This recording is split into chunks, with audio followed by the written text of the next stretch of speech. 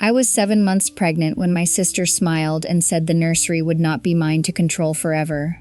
When I ordered her out, my husband slapped me and told me to leave instead. Neither of them looked surprised. I thought the slap was the betrayal. Then I learned $91,000 was gone, and a house stood in my sister's name. What had they planned? I told my sister to get out of my house. My husband slapped me for it. I was 7 months pregnant, standing beside the kitchen counter with one hand pressed against my stomach. The other gripped the edge because the room had tilted. My cheek burned behind me. The nursery still smelled like fresh paint. My sister stood in the doorway. She did not gasp. She did not step forward. She did not look surprised. That frightened me more than the slap. My husband looked at me with a calmness colder than anger. There was no shock in his face, no shame. He said, "You're the one who needs to go, not her." Those words ended something inside me. I looked from him to my sister, waiting for one of them to react. I waited for her to object, or for him to ask whether the baby was all right. Neither of them moved. I felt like the only person there who had not known how the evening would end.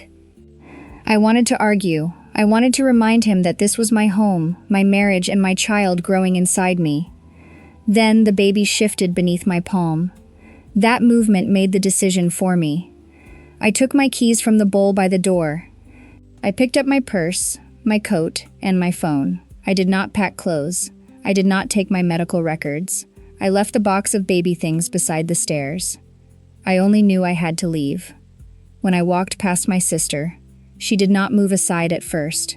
She stood there long enough to make me stop. Then she stepped back, slowly, as if she were allowing me to leave a house that already belonged to her. I drove across town to my friend Diane's apartment, with both hands tight around the steering wheel. Every movement from the baby made me check my breathing.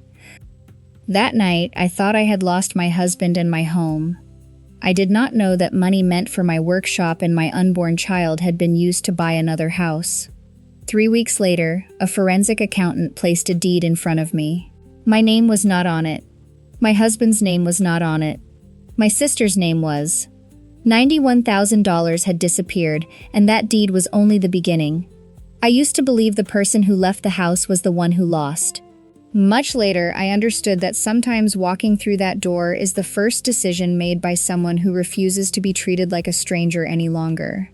I was still frightened, still confused, still unsure what came next, but I was no longer willing to stay silent. The truth would make them answer for what they had done. To understand why my sister's name appeared on a deed paid for with my money, I have to go back 18 months, to the night she called and said her husband had vanished with everything in their joint account. The night Megan called, her voice sounded smaller than I had heard it since we were children. We had always been close. When we were young, I walked her to school. When I left for college, she called every Sunday. After our grandmother died, we spent 3 days clearing out her house, wrapping dishes and sorting photographs. Megan was also the first person I brought to the empty warehouse that would become my workshop. The place had cracked windows, exposed wiring, and a concrete floor covered in dust. She stood in the middle and told me it was going to be beautiful. Our grandmother had left me a modest inheritance. It was enough to lease the building, repair the electrical system, buy used tools, and cover the first year if I was careful. I was careful. I started with dining tables, then came cabinets, writing desks, rocking chairs, and family pieces people could not bear to throw away. One customer told another.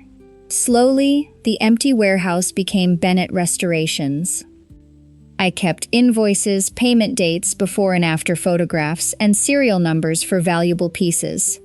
At the time, I thought it was simply good business. Later, those records would help me understand when money had begun to disappear. Mark seemed to understand the business almost as well as I did.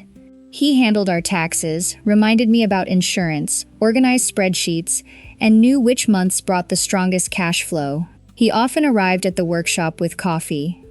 I thought that was what care looked like. Then Megan called. Her husband had left without warning.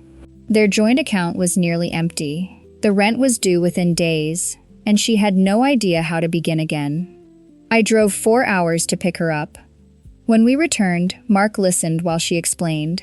Before I could ask whether she might stay with us, he said, "She's family. Let her stay until she gets back on her feet." I remember feeling grateful that he offered first. We agreed on 2 or 3 months. Megan would look for work, help around the house, and use the guest room until she found a place of her own. We never wrote down an end date. That was our first mistake.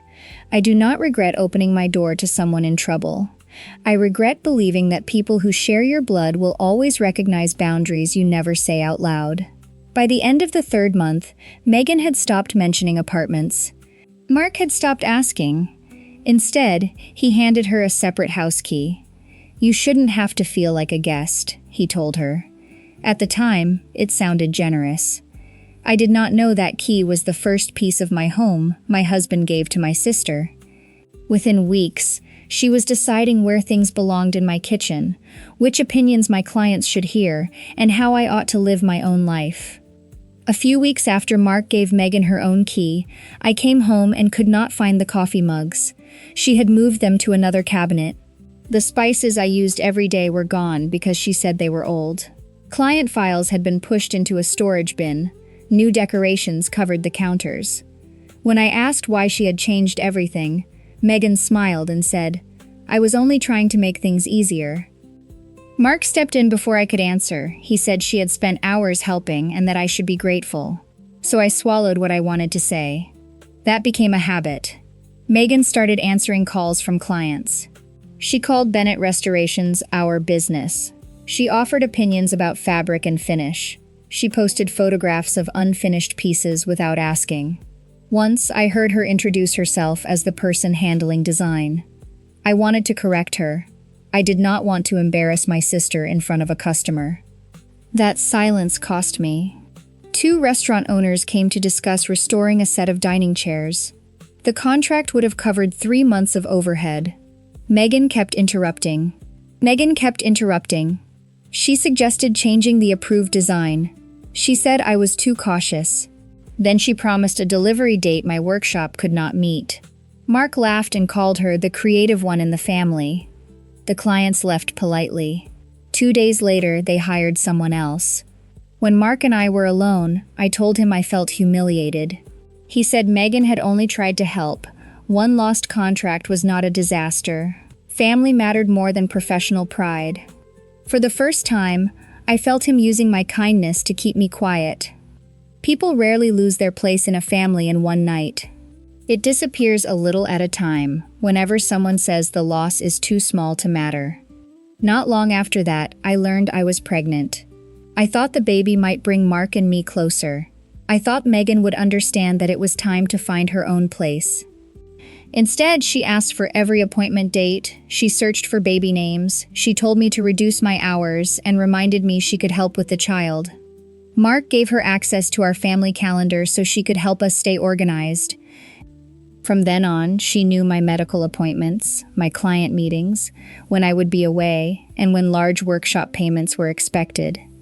Before I tell you how my sister used that calendar to step deeper into my marriage, leave a comment and tell me where you are listening from and what time it is there.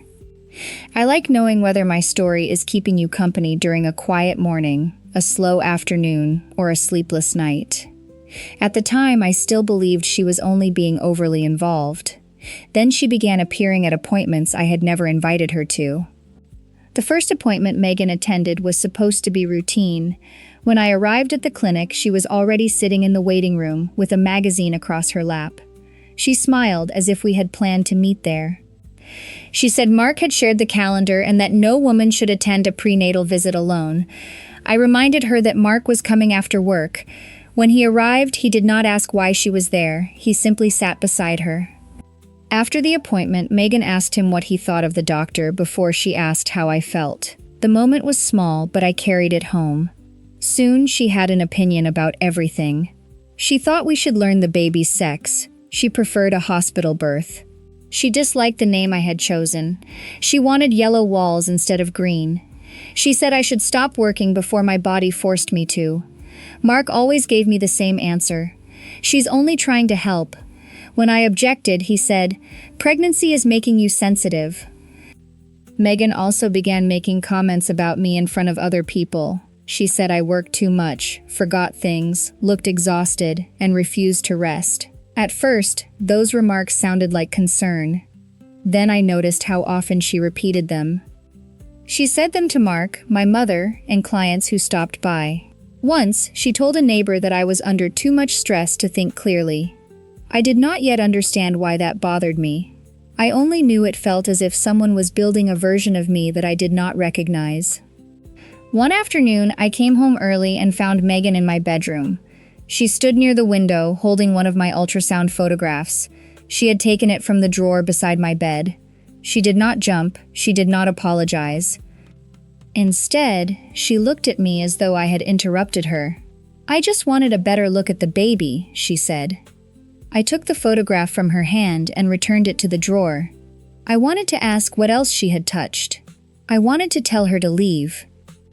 I said nothing. A few weeks later, her phone lit up on the kitchen counter while she was upstairs. The message preview was from Mark. "Don't tell her yet. I'll handle it." I did not touch the phone. I stood there until the screen went dark. That was the first night I stopped accepting my husband's explanations before he offered them. I had once believed silence meant fear. That night, silence became my first strategic choice. I did not need a prepared excuse. I needed the truth before they knew I was looking. I did not ask what they were hiding. The next morning, I bought a small notebook, placed it at the bottom of my tool bag, and began writing down everything I had once tried to explain away for them. The first page of the notebook held nothing but facts. The date I saw Mark's message on Megan's phone, the nights he claimed he would be working until 9, the moments when both of them stopped talking as soon as I entered a room. I wrote down the calls Megan took on the back porch, and the appointments Mark changed without telling me. I did not write that they were having an affair. I did not write that they were stealing from me. I wrote the date, the time, the action, only what I had seen. A week later, one of my clients mentioned that she worked in the same building as Mark. She said his floor was usually dark by 6, the parking lot nearly empty, and he had missed a meeting listed on his calendar. I thanked her and wrote it down. A few days later, I opened Mark's desk to find an insurance file. Behind it was a plain folder with no label. Inside were bank statements from an account I did not recognize. My name was not on it. The transfers were small enough to seem ordinary. $2,000, $3,500, another $2,000. Several happened after large payments reached my workshop account. Some were marked family support, others showed only numbers. I recognized the source. Part belonged to the workshop expansion fund. Part came from my grandmother's inheritance. Some had been saved for the baby. My hands shook, but I forced myself to slow down. I photographed every page. Then I photographed the folder and the place where I found it. I checked that the dates, account numbers, and amounts were clear. I sent copies to a new email address Mark did not know about. Then I put everything back. I did not move the remaining money. I was afraid that doing so would warn him, erase the trail, or give him a reason to accuse me of damaging our finances. I needed to know where the money had gone. Later, I noticed that bank alerts had stopped reaching my email. The backup address had been added. The verification number ended with the same 4 digits as Mark's phone. I did not know when he changed it. Then a small walnut writing desk disappeared from the workshop. Mark said I had probably sold it and forgotten. I knew that was not true. Its number was still in my inventory book. When people lie long enough, they begin to believe another person's silence is stupidity. They do not understand that some people are quiet because they remember every date, every number, and every word. That Thursday, a large box arrived with Megan's name on it. Inside were curtains for the nursery. I had not chosen them. I had not approved them. That evening, I entered the baby's room and found the curtains hanging. Megan stood in the green room, studying them as if she were inspecting something that belonged to her. I told her to take them down. Her answer made every loose piece in my mind suddenly fit together. "Take the curtains down," I said. Megan gave a small laugh. "Relax. It's not like this room will be yours to control forever." Mark stood in the doorway. He did not ask what she meant. He simply watched me. His silence answered enough. I told Megan this was my home and my child's room. She had stayed far longer than we agreed, and it was time for her to leave. I did not shout or threaten her. I spoke slowly because I wanted every word clear. Mark crossed the room and slapped me. The sound came before the pain. I lost my balance, reached for the wall, and covered my stomach with my other hand. The baby moved beneath my palm. Megan did not move. "Do you understand what you just did?" I asked. Mark looked at me without regret. "You're the one who needs to go, not her." Megan picked up her phone, but she did not call for help. Much later, I wondered whether they needed me to leave, confused and empty-handed. Without documents, a witness, or a plan, they could say, I had abandoned the house. They could keep the records and describe my fear as instability. I cannot prove they planned the slap. I can prove they were ready to benefit from my leaving. I took my keys, purse, coat, and phone. Then I drove to Diane's apartment. She opened the door, looked at my cheek, then at my stomach. "We're going to the hospital," she said. At the maternity unit, a nurse checked the baby's heartbeat. The doctor asked about pain and movement. Another nurse photographed the mark on my face and recorded when I arrived. A social worker asked whether I had somewhere safe to stay. Diane confirmed that I had come directly to her apartment. I was not ready to decide whether to pursue charges. I only asked that every detail be recorded correctly. The next morning, Diane sat beside me while I changed my email passwords, turned on two-step verification, and blocked new transfers from the workshop account. I backed up the bank photographs. I wrote down the time of the slap and Mark's exact words. Then I called a family law attorney recommended by a longtime client. I did not return to the house alone. Mark sent one message. "I'm sorry I lost my temper." He did not mention the slap, Megan, throwing me out, or whether the baby was safe. I did not answer. The slap made me leave the hospital record, the bank photographs, and my decision not to return alone helped me begin taking my life back. Dignity is not always protected by the perfect reply. Sometimes it is protected by the correct date, the preserved document, and the right phone call. The attorney placed 3 photographs of the statements beside each other and pointed to the transfers I had nearly overlooked. He said they were not random. Each appeared soon after a large payment reached my workshop. To learn where the money had gone, we needed a forensic accountant. 3 weeks later, she placed a property deed in front of me. My sister's name was on it.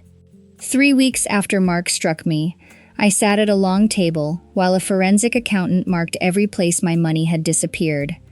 There were 27 transfers, each between $2,000 and $3,500. Most followed large workshop payments. Whoever moved the money knew my cash flow and when I would be too busy to notice. The total was more than $91,000. I had imagined theft happening in darkness. Instead, the thief ate dinner with me, asked about my work, and waited for clients to pay. The money passed through another account. It covered a down payment, inspection, appraisal, insurance, 3 mortgage payments, and furniture for a house 40 minutes away. The deed carried one name, Megan Bennett. Not Mark's name, not mine. My sister's. My attorney said keeping Mark off the deed may have placed the property beyond my reach in a divorce. Then the accountant showed me the gift letter used for the down payment. It said the money did not need to be repaid. My signature was at the bottom. Except it was not mine. The first letter was too round. It included a middle name I no longer used. The date matched an estate auction across town. The document came from an email address like mine, except one letter was missing. Then she opened the insurance photographs. In the living room stood the walnut writing desk missing from my workshop. I recognized the crack in the left leg, the brass pull from Ohio, and my inventory number beneath the drawer. Mark had said I probably sold it and forgot. Losing money was one thing. Seeing my own work inside that house was another. I removed every layer of old paint from that desk. They only carried it away. The title company had preserved emails in one. Mark said I was pregnant, too busy for paperwork, and had authorized him to receive every verification call. Another was sent days before the slap. Megan asked whether I might discover the house if I reviewed the accounts. Mark replied, "She won't see the full picture until after the baby comes. If she leaves the house on her own, we document that she left voluntarily." I could not prove they planned the slap. I could prove they had prepared a story for after I left. Sometimes people do not arrange the disaster. They only prepare to benefit from it. That was when I stopped seeing this as only a broken marriage. It was violence, fraud, a forged document, and an effort to weaken my rights before my child was born. I stopped asking why. I asked what I needed to protect before they took anything else. I told my attorney I wanted no revenge. I wanted the house frozen, my money protected, and every record preserved. For the first time since I left, I was not running away. I was coming back with the truth. The next morning, Mark's attorney sent a letter claiming I had left voluntarily and was trying to seize marital property.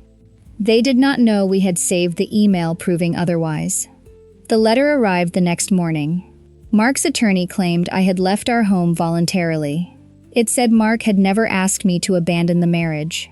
The money sent to Megan was called a family loan, while my decision to lock the accounts was blamed on pregnancy-related emotional distress. That phrase made me angrier than anything else on the page. They had taken my reaction to being struck and turned it into a question about my state of mind. A woman who has been hurt is often asked to prove she is calm enough to be believed. The person who hurt her only has to wear a clean shirt, sit straight, and call everything a misunderstanding. My attorney did not answer with outrage. He filed for a temporary court order. He asked the court to stop Mark from moving more money, selling or mortgaging the house in Megan's name, or deleting emails and account records. He also asked that my workshop access be restored, that Mark be barred from using business funds for legal bills, and that every exchange between us be in writing. Mark reacted by reaching for the workshop. He told the bookkeeping service he still held financial authority. He demanded revenue reports, ordered them not to process payments without his approval, and tried to delay a large client payment. I answered with the registration and ownership records showing that Bennett Restorations belonged to me. He had tried to control my home.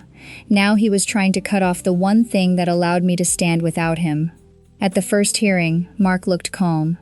His attorney said I had left in anger, refused communication, locked accounts, and made claims that had not been proven. My attorney placed the evidence in order. The hospital records showed I was examined immediately after leaving. The photographs showed the mark on my face. Diane confirmed when I arrived. Mark's message said, "I'm sorry I lost my temper."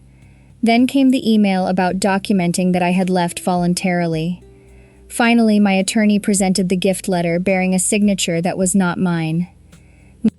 The judge did not make a final ruling. She froze the disputed transactions, ordered every record preserved, barred Mark from changing ownership of the hidden house, and ordered him to return my business records. She also limited direct contact between us. It was not a final victory. It was the first time someone with authority looked at the facts and refused to let Mark rename them. I learned that my feelings were real, but evidence had to be arranged in language the court could use. Truth does not always protect itself. Sometimes it needs dates, signatures, witnesses, and someone who knows when to place each one on the table. 6 weeks later, before the financial investigation was complete, I entered the hospital to give birth. Mark was not beside me. But that was not the last time he tried to use our child to regain control. The hospital room was quiet when my mother arrived. She had taken the first flight she could find. Diane came behind her carrying the baby bag we had packed. Together, they filled the space Mark had once promised he would occupy. Labor lasted 14 hours. I remember the nurse asking who would cut the cord. For a moment, I stared at the empty chair beside my bed. Mark sent 2 messages that day. He asked what time the baby would be born, whether she was healthy, and when he could see her. He did not ask whether I was safe. He did not ask whether I needed anything. When my daughter arrived, I named her Lily. The nurse placed her on my chest, and everything inside me went still. I felt relief, fear, responsibility, and a clarity I had never known before. With Lily resting against me, I understood that independence was not proving I could do everything alone. It was having the right to choose who stood beside me when I was at my weakest. Mark began asking for access almost immediately. He wanted to come to Diane's apartment whenever he chose. He wanted to take Lily back to the house. He wanted Megan to help care for her. He even asked that my sister be listed as an emergency contact. I refused demands with no schedule or safeguards. I did not refuse his relationship with his daughter. Through my attorney, I proposed visits at a neutral location, with a family services worker present at first. Megan would not attend. Every visit would be confirmed in writing. No photographs or personal information would be posted without permission. Mark answered by filing a request with the court. He said, I was using Lily to punish him. He claimed I was preventing him from being a father. He raised concerns about anxiety after childbirth and argued that staying with a friend proved I lacked stability. My attorney responded with records. We showed that Diane's home was safe. My doctor confirmed that Lily and I were receiving proper care. We submitted my care plan, workshop income, and messages where I had offered specific visits. We also submitted the hospital record from the night Mark struck me, along with proof that money continued moving into the account connected to Megan after our separation. The court approved a structured schedule. Mark's first visits would be supervised. It could expand only if he followed the rules consistently. A mother who sets limits is often called bitter, but limits are not punishment. They are the minimum conditions trust needs before it can begin again. From then on, every decision passed through one question: was this safe and stable for Lily? While Mark tried to convince the court that I was keeping a family apart, the title company sent more records. Inside was my sister's statement, and an email proving she knew my signature had never been authorized. The new title records changed the case. During Mark's deposition, he said Megan had been desperate after her divorce. He claimed he only wanted to help her find stability. The money, he said, was temporary. He planned to tell me later, but everything had gotten out of control. My attorney asked whether there was a written loan agreement. Mark said no. He asked whether there was a repayment schedule. Again, no. There was no email informing me, no document showing my consent, and no explanation for why the transfers had been divided into smaller amounts. Mark could not explain why the bank alerts had been redirected to his phone. Then my attorney placed the gift letter on the table. If this was a legitimate loan, why did you need your wife's forged signature? Mark looked down. He did not answer. I had imagined that one day he would confess. I thought he might explain what had happened to the man I once trusted. His silence gave me a harder answer. Maybe that man had not disappeared. Maybe I had simply never seen all of him.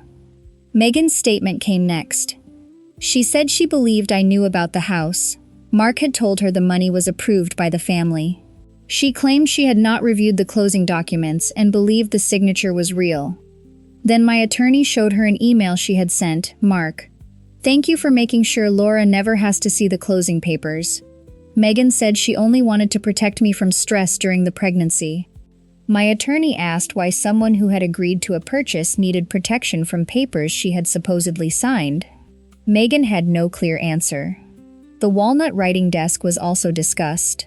The number beneath the drawer matched my workshop inventory. Megan said Mark had called it a gift. I had never given it to them. The court ordered the desk preserved, then returned to the workshop after ownership was confirmed. After the deposition, Megan left a letter at Diane's building.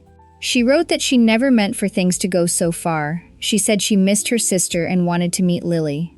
She did not mention the $91,000. She did not mention my forged name. She did not mention the night Mark struck me. I read the letter once and gave it to my attorney. When messages arrived from unfamiliar numbers, he sent a formal notice ordering her to stop contacting me. A person who cannot name what they did has not truly accepted responsibility.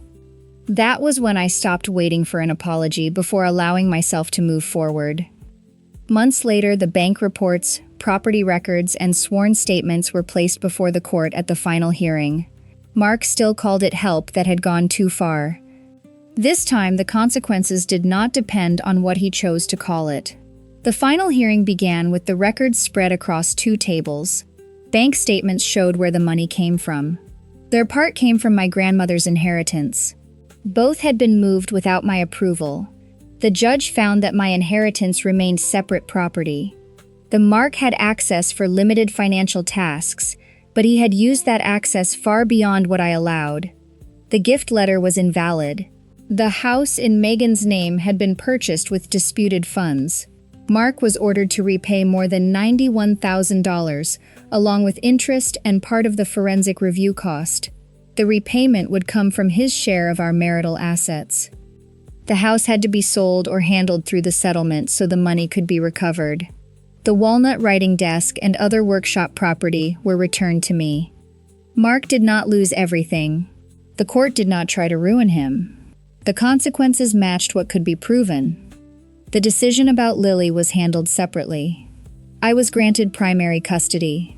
Mark kept a visitation schedule that began under supervision. It could expand if he followed every requirement consistently. He was ordered to provide support, avoid speaking against me in front of Lily, and not leave her with Megan without my agreement. The court was not punishing him because our marriage failed. The judge considered the documented violence, financial deception, his refusal to respect boundaries, his involvement with Lily, and whether he could follow a safe plan. Because Mark worked with financial records, parts of the case were sent to his company's compliance office and a professional review board. He was temporarily removed from certain duties while the review continued. The man who had used his knowledge of passwords, taxes, and account access to hide money now had to explain how he used that responsibility. Dangerous power does not always come with an important title.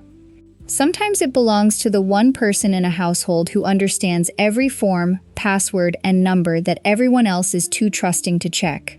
Knowledge deserves respect only when it is used responsibly. When the hearing ended, I did not celebrate.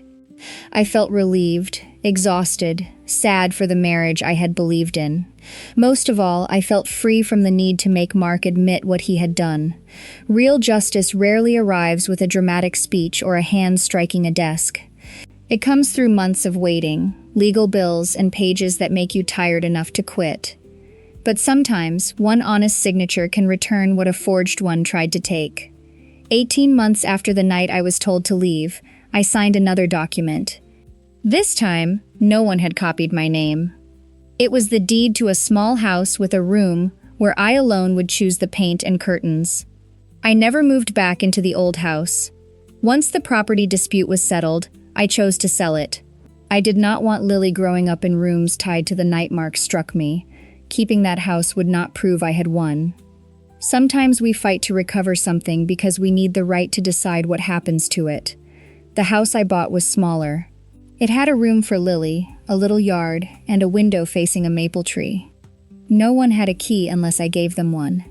I painted Lily's room the same soft green I had chosen before. I chose the curtains myself. I used part of the returned money to lease the unit beside Bennett Restorations. I installed a better dust system, hired my first full-time apprentice, and rebuilt the client list. The walnut writing desk came back to the workshop. I placed it in my office and used it to hold business records, Lily's papers, and documents. I would now review myself. I once restored furniture by trying to make it look untouched by damage. Later, I learned that some cracks should be repaired carefully while a faint line remains. Not to live in the past, but to remember that the piece survived. Mark continued seeing Lily under the court schedule. The visits could expand if he followed the rules. I never tried to decide for Lily what kind of man her father was. I made sure she was safe and never placed between adults carrying old anger. Forgiveness did not mean going back. Working together as parents did not restore our marriage. Meeting basic responsibilities did not erase the past. I never spoke to Megan again. Sometimes I remembered the sister who called every Sunday I could miss, who she had once been. without opening the door to the person who betrayed me. Memory is not an invitation. My silence had never meant weakness. I did not win by striking back or humiliating them. I won by protecting my child, preserving the evidence, and refusing to let their lies become the only version of the truth. The workshop gave me more than income. It gave me the freedom to leave an unsafe home without returning, because I feared I could not survive alone.